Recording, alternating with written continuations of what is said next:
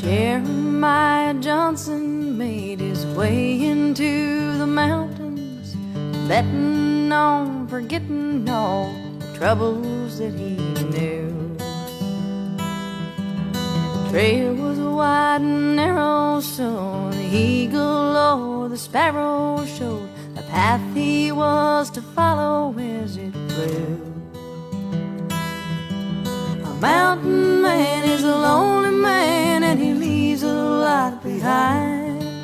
It ought to have been different, but oftentimes you find the story doesn't always go the way you had in mind.